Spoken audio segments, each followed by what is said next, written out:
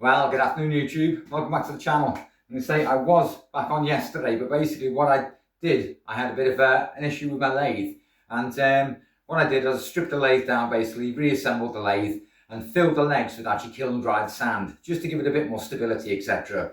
Because now I'm actually working on YouTube and providing some content, etc. I'm trying to get some bigger pieces on the lathe, and just to see how well the Corona Herald actually handles nice big pieces of ash and oak and beech and some of the hardwoods out there basically.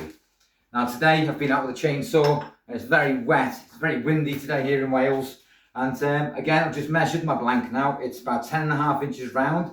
So what I'm going to do, I'm going to get this piece mounted up onto the faceplate, straight onto the jaws, and but yeah, I was going to say, hope you've enjoyed the video. I'm up to 70 subscribers, and yeah, I was going to say it's slow progress at the moment, but Rome wasn't built in a day. But yeah, on this channel I like to talk about different aspects of wood turning, down to the things that I turn, the tools I use, the speeds I turn at basically, and going over the lathe in some kind of detail, etc. So if that content's kind of any use to you, don't forget to like, comment, subscribe. It all helps the channel out, and hopefully I shall see you back on the other side.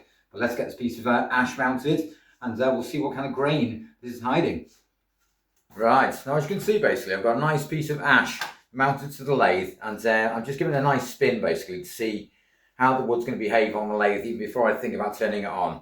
And yeah, as I say, ash is one of my favourite types of timber to work with.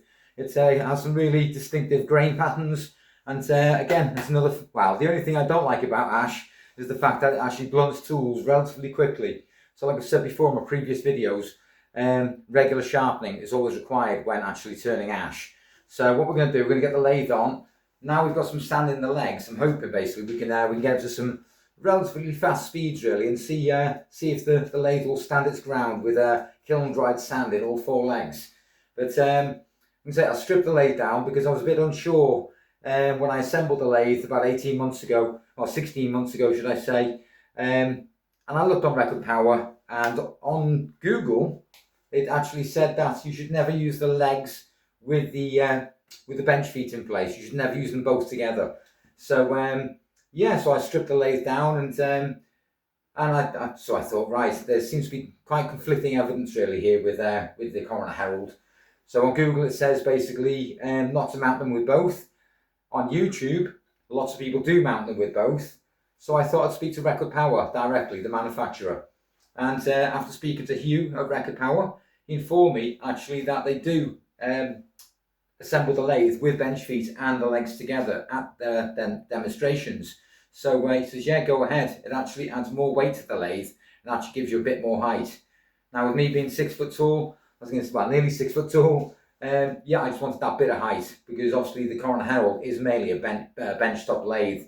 But again, I wanted it on legs, so I had that extra bit of height really to the leg, so it wasn't bending too much. But what we're going to do today, I've already sharpened up my 1/2 inch bowl gouge. And yeah, when it starts up 95 revs, it is nice and secure on that faceplate. So and what we're going to do is going to gradually speed up and just see how the lathe behaves really, because I did put a piece of oak on yesterday, and again it was heavy and it wasn't really being that stable. So we'll see how we get on today with this nice piece of ash. Now we're up to 331, 400, 455. Okay, should we go a little bit quicker?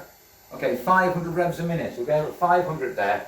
So what we're going to do, we're just going to put my face shield on, and we're going to try and clean up that face and try and work around it, and turn this into a nice, useful, practical bowl. But if you've got any questions, I was going to say I'd love to hear from you all. And if you've not subscribed and you enjoyed the video, don't forget to support the channel and drop me a like. And if you'd like to see more content, don't forget to subscribe to the channel. But let's crack on. Let's get wood turning.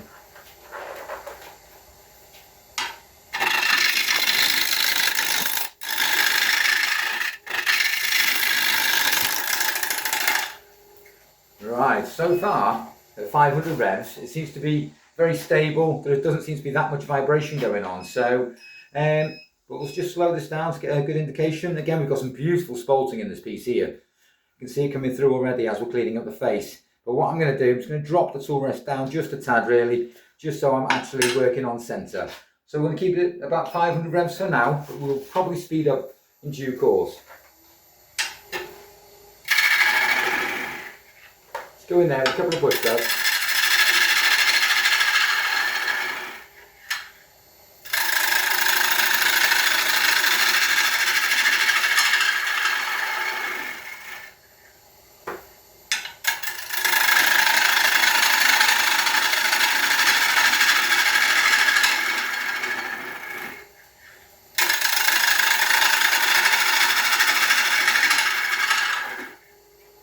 that face should be nice and tidy, nice and cleaned up. So I'm going to get this camera flip around so you can get a good indication, a good idea of when I come round the side of the bowl now, well, the side of the log. So again, look at the spalting in this. It's got some beautiful grain patterns in this already. So we're going to flip round and we'll come round this corner now and try and create some curve. Right, so as you can see, I've just pulled the tool rest actually onto a 45-degree angle. I am probably going to leave the tool rest just about there. We might get a bit closer actually. There we are. Let's bring the tool rest nice and close. We're just going to speed up the lathe just a tad. And as you can see here where I've got the masking tape, when I actually reassembled the lathe, I had it resting against the back wall.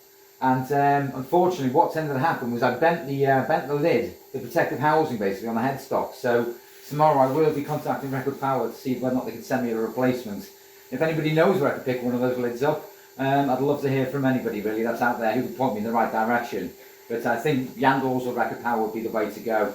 But again, we're going to speed up just a tad. Okay, we're at 571 there, 571 revs per minute. And so far again, still no vibration.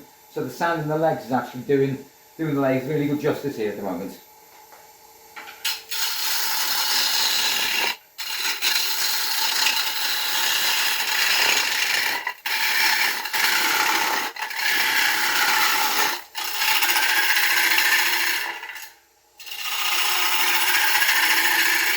Right, now what I've done basically, I've sped up to about 707 revs per minute basically, just so I can get some cleaner cuts around this piece of timber. I'm saying so far, the bowl gouge is actually holding out. This is the Crown 1/2 inch bowl gouge, and it's a great bowl gouge. And you say, I know everybody goes by their own tools, but you say I really recommend this bowl gouge if you're starting out with wood turning. It's never let me down. And also I've also got the 3/8 version, which is another great bowl gouge for cleaning up. So yeah, I'm going to crack on. I'm going to take this ridge out here basically and work around and sweep around to create that natural curve.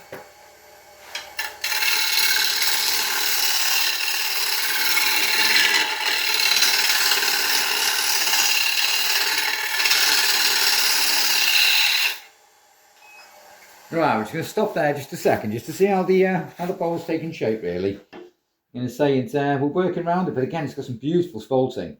All I need to do is work on this area here because we've cleaned up the other side. So again, we've got that nice natural curve with the bowl now. So I'm just going to bring the tool rest round, lock it in place, and keep it there. Should we keep it at 707 or should we speed up a little bit? I think we'll speed up a little tad really.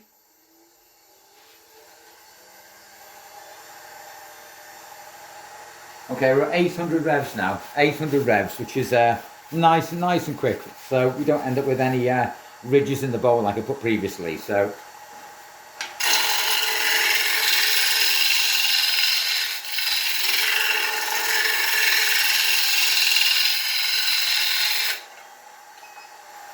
now a couple of months ago I was actually delivered some green ash, and it was very dense and very hard to get through. So but yeah, now this stuff has been drying out for a while. It's lovely to turn. It's not giving me any problems whatsoever. I'm going to say, but again, I'm going to say we're going to work from the centre now. We're going to come back around because as it comes round, I can actually take a lot of this out. So we're still on the 1/2 inch bowl gouge. I was going to say, and hopefully we can tidy this up and clean it up.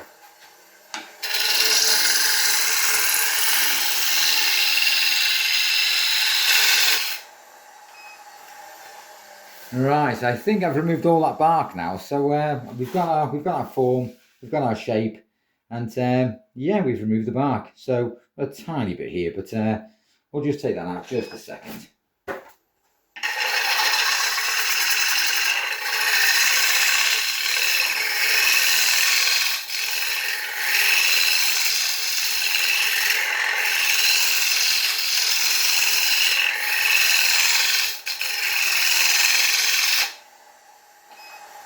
Right, I think we've potentially removed it. So I'm going to say I love working with ash. I love working with a lot of the hardwoods.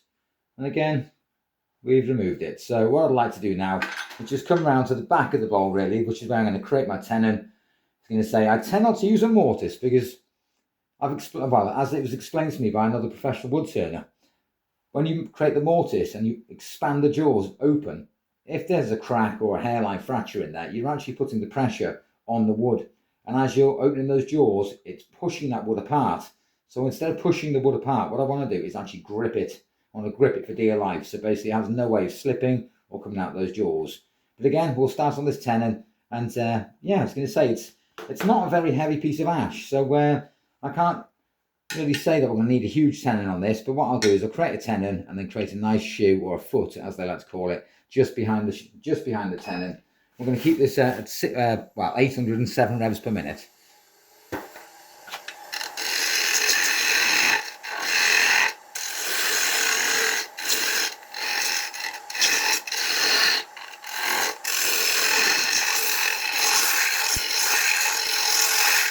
Right, I nearly actually lost the form of the bottom of the bowl there. So we've got our tenon in some form of fashion there. So we'll put the shoe in.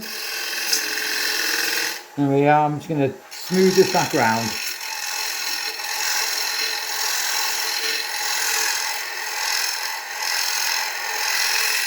Just bring it back into the shape of the bowl. Now I don't want to add too much pressure at this point really, because I don't want to put any grooves actually into the bowl. So I'm going to take my carbide out. We're going to sort this out here. There we are. There we are. So we've got our tenon. Clean the face of that tenon up. There we are, and the shoe as well.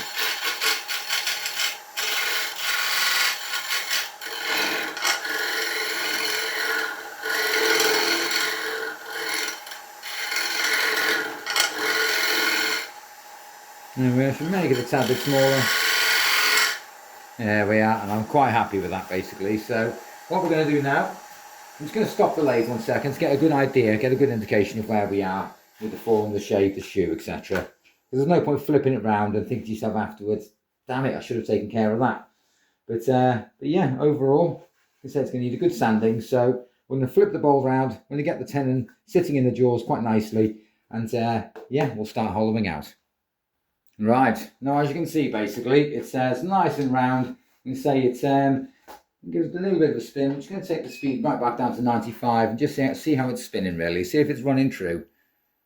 And it doesn't look too bad. It doesn't look too bad.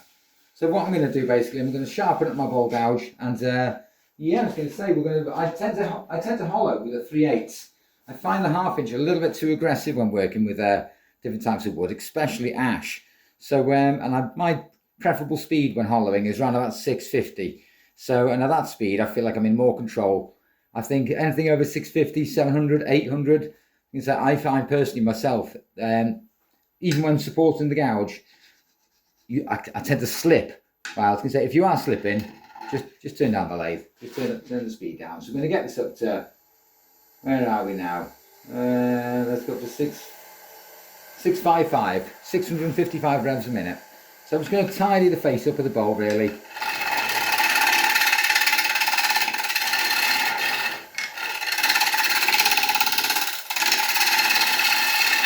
And right in that bevel. I'm going to go in. There we are, put a slip there. And what we're going to do, we're just going to bring up the tool rest just by a tad. Just by a tad. I'm going to get as close as possible. There we are, about there. So I should be sitting on centre. And again, we're just going to work through the bowl.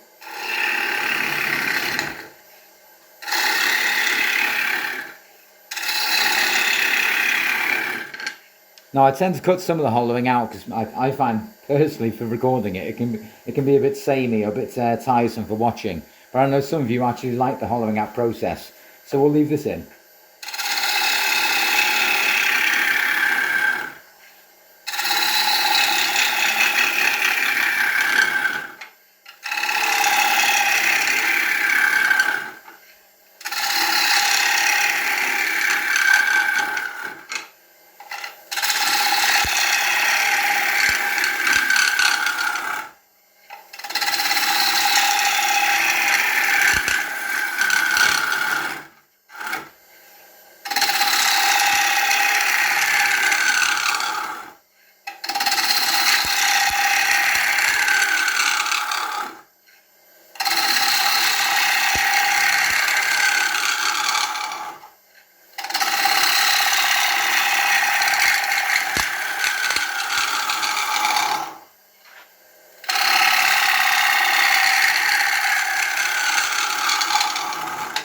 Now, with every sweep, when I'm coming from this edge now, basically, I'm going deeper and deeper and deeper. I'm going to say I could use calipers, basically, to get an understanding of how thick I am into this bowl. But as you can see, I'm only running about 1.5 inches into the bowl so far. So what I'll try and do is I'll take a few more passes off the edge of the bowl, and then I'll start going into it a bit deeper. And then we can start swinging back in, basically, and make the bowl a little bit deeper.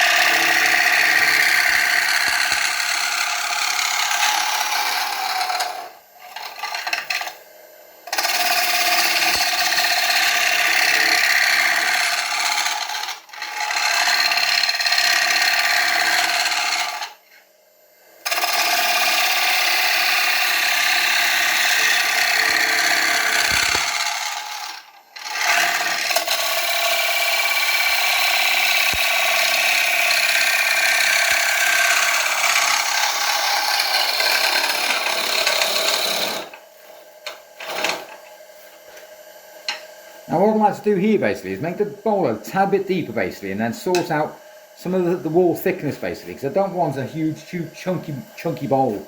So I know the ash speaks for itself really, and this kind of bowl is probably around about 9.5, 10 inches wide. So but what I'm going to do, I'm going to go straight into the centre, and then basically we're just going to follow that curve back into it really, so we create a bit more depth there really.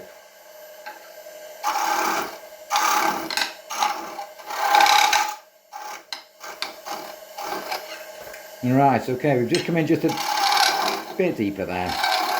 There we are, and we'll just leave it at that kind of depth really. So my job now is to come in and match the depth of the centre of the bowl.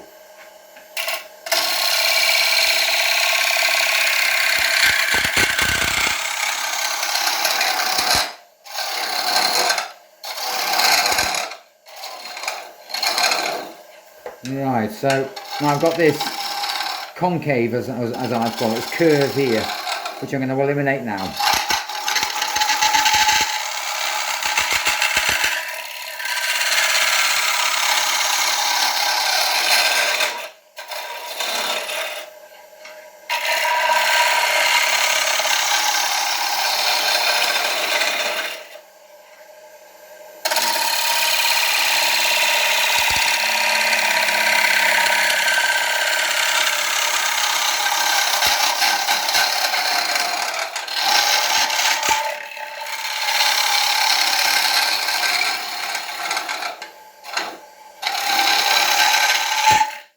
A couple of sketchy passes there, wasn't there? I was going to say, it's when I'm actually losing the contact with the bevel on the bowl.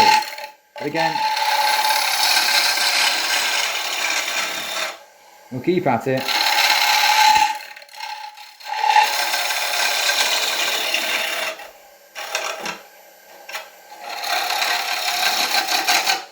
There we go again.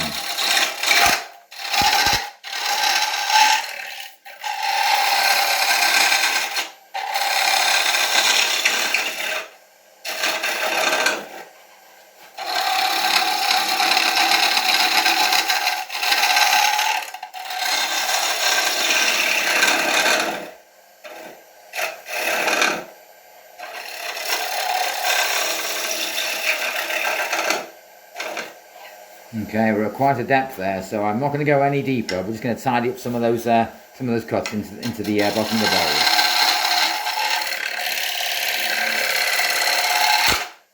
bowl. Oh, did that make you jump? Because it made me jump.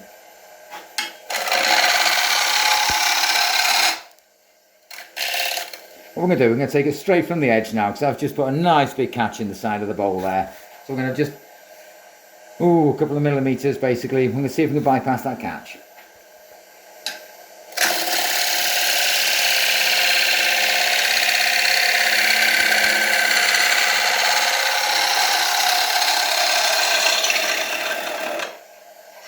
I think I've just sandwiched it. Right, what I'm doing basically, I'm making some very, very light cuts just on that bottom curve there basically, just to flow it back into the bowl. So while I'm working on that actually, what I'm going to do, I'm just going to pull the tool rest over a little bit. And some people use a flat nose scraper for this, and I tend to just use my bowl gouge. And I know you see some wood turners with an arsenal of tools. I only use two for wood turning, which is the 3/8 and the 1/2 inch. I do own a parting tool, I do own a scraper, etc. But again, I'll show you how easy it's done with just with a 3/8 basically, using the side of the bevel. And there we are, it's as simple as that basically. We've got a nice even rim all the way around. And what we're going to do, we're just going to stop there 1 second. We're just going to stop there 1 second. Let the bowl slow down a minute, and we can get a good look inside this bowl before we continue. Now I've got nice big high walls on here basically. I may actually leave it there and give it a nice good sand basically. And yeah, it's flowing in quite nicely from the centre. I've got no issues there. So what we're going to do, I think we will leave it there. And we've got some beautiful spalting going on here actually, some really nice spalting. It's actually similar to one of my last bowls. So a lot of these nooks basically we can take off with a bit of 80 grit sandpaper. But again, we'll hit this with some sandpaper very shortly, and we'll smooth this out. I only use 3 grits while wood turning, and that's 80, 120, 240. That may change when I start swapping over to experiment with some epoxy, etc. I do have a pressure pot on the way at the moment, so I think that's arriving Wednesday. So, but yeah, overall I'm quite happy with the bowl at the moment, and this could be used as quite a big fruit bowl or just even a decorative piece really. But the grain actually stands out for itself really. Well, it speaks for itself. So it's absolutely stunning. I love working with ash. But let's get sanding and see what this looks like, and we can put a nice finish on it. And what we're looking for is this even rim all the way around. So you'll know if the faceplate isn't centered, because you'll have one big fat rim and one very thin rim. So always make sure when mounting your wood, it's always dead center to get this perfect rim all the way around. But yeah, hope you're enjoying the video. If you do, don't forget to do the YouTube thing, like, comment, and if you enjoy the video and want to see more, don't forget to subscribe to the channel. It all helps. But let's get sanding.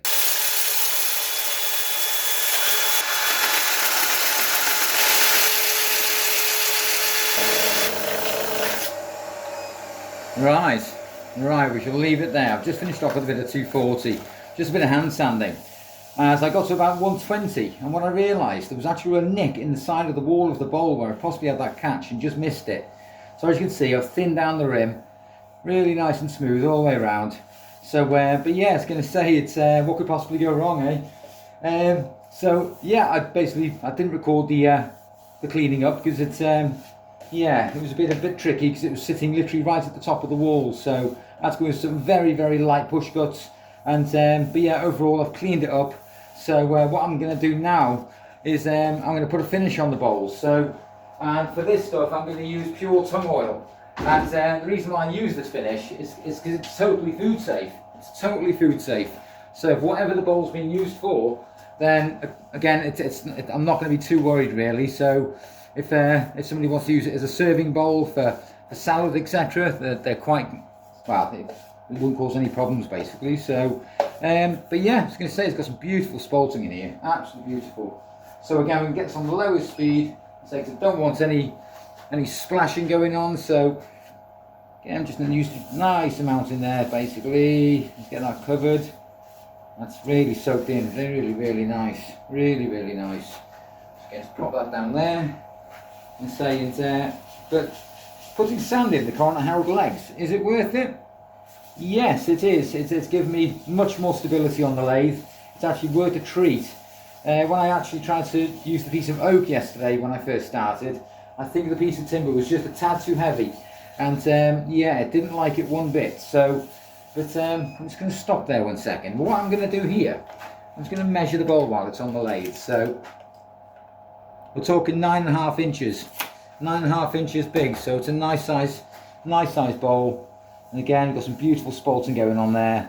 So what I'm going to do now is I'm going to get a nice dry rag and speed the lathe back up just a tad, get it up to a manageable speed, so nothing too big really, something that you can hold in your hands, don't want nothing hanging around the lathe, and again just tidy up that excess. And there we are, it's looking absolutely stunning. So if you've enjoyed the video, if you'd like to see more, or you'd like to see me turn something different other than a bowl, let me know down in the comments. But bowls are really my main thing, and what I like to turn is turning practical stuff. And like I said, I've been turning for about 18 months, 2 years now, and that rim's lovely. But it's got lovely high walls on it, it's got beautiful spalting going on here, and yeah, I'm really happy with that. So yeah, if you'd like to see more, I was going to say, don't forget to drop me a comment, don't forget to like the video if you've enjoyed it, and hopefully no more catches. So yeah, hopefully I shall see you in the next one. But thanks for watching.